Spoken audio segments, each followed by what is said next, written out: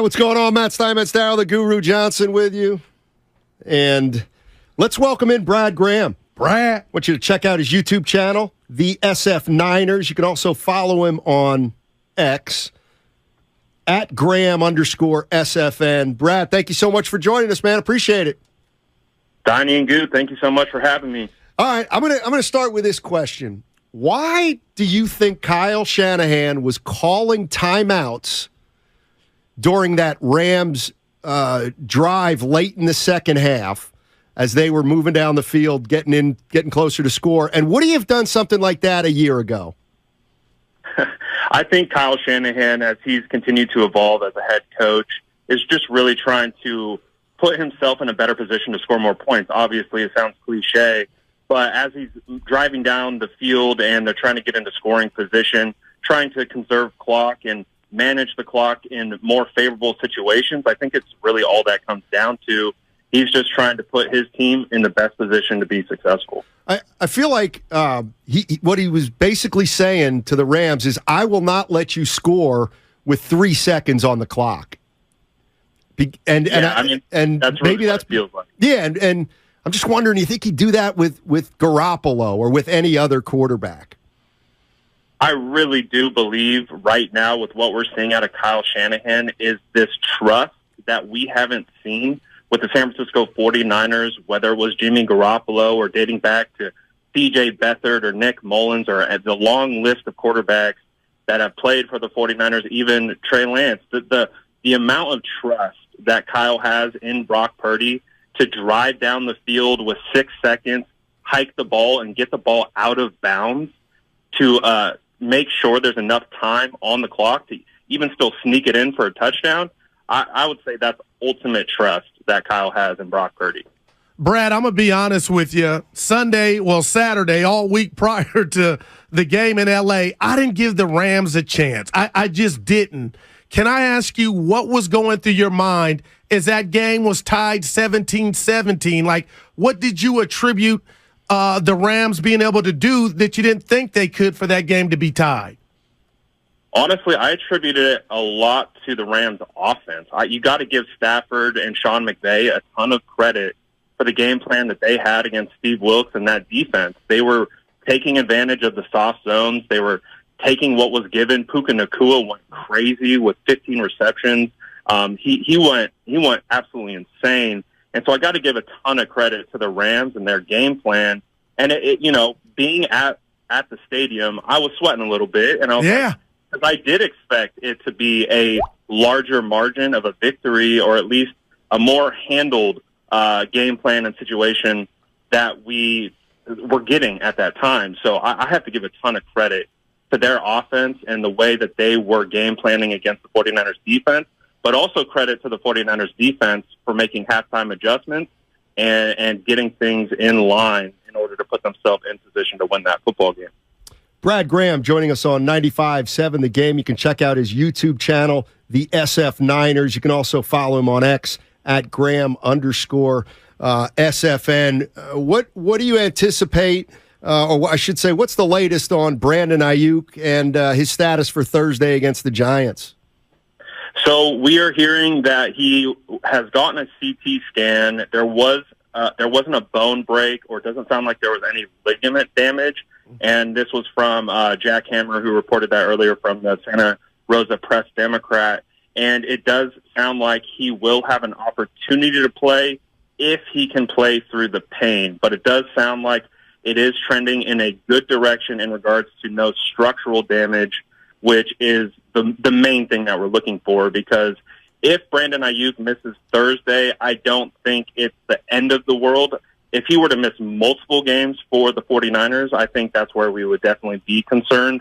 But it is sounding like it's trending in the right direction, and we're just waiting to hear if he will be available this Thursday against the Giants. And obviously these next two practices and his participation in those will tell us a lot about his availability.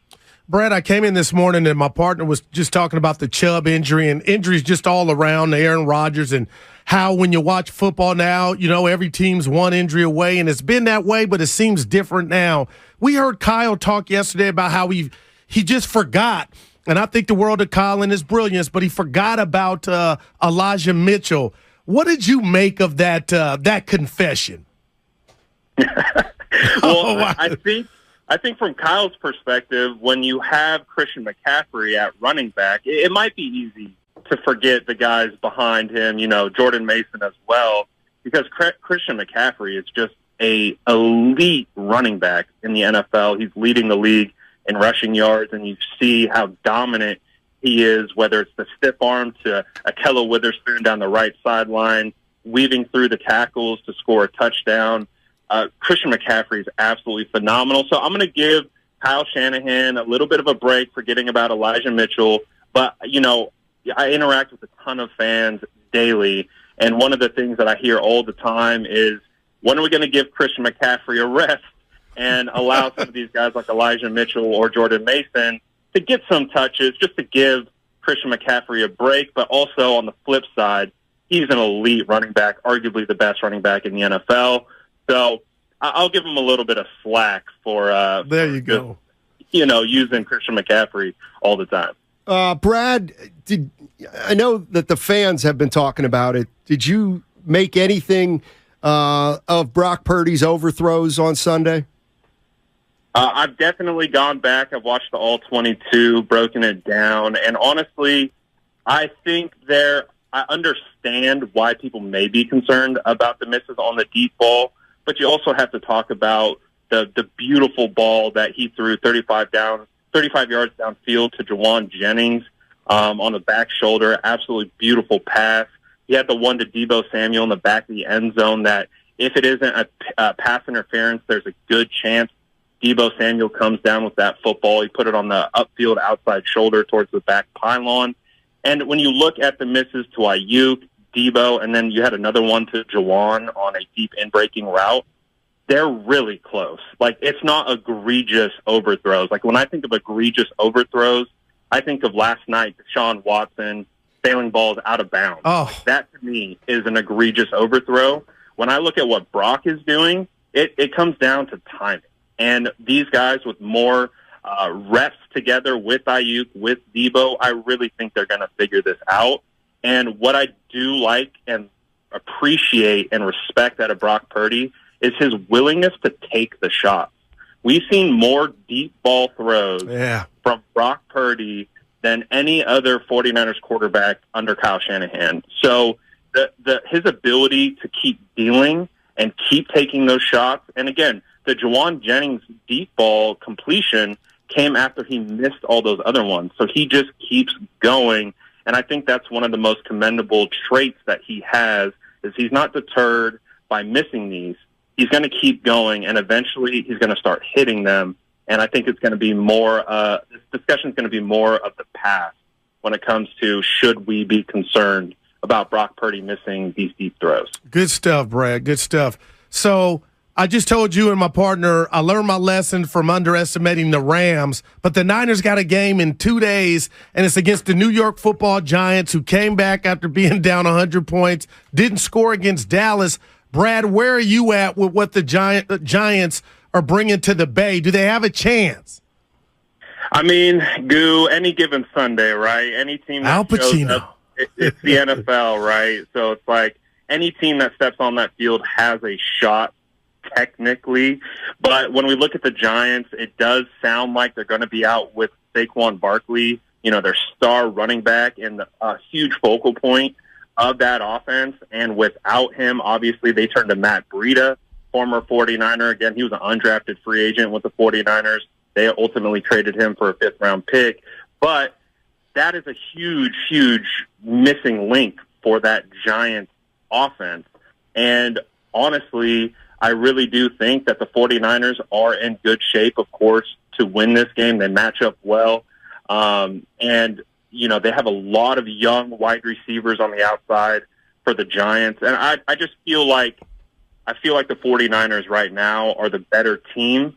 And so, of course, Goo, any team has a shot to win, especially on a short week. But the Giants are having to fly across country. It's prime time, home opener. Levi's is going to be rocking. It's going to be a really, really tough task for those Giants to come in to the 49ers home and beat them on their turf. Hey, Brad, thank you so much for joining us, man. Really appreciate it. Good stuff. Appreciate it, guys. Thank you. All right, that's Brad Graham. Check him out on the YouTube channel, the SF Niners, and on Twitter at Graham_SFN.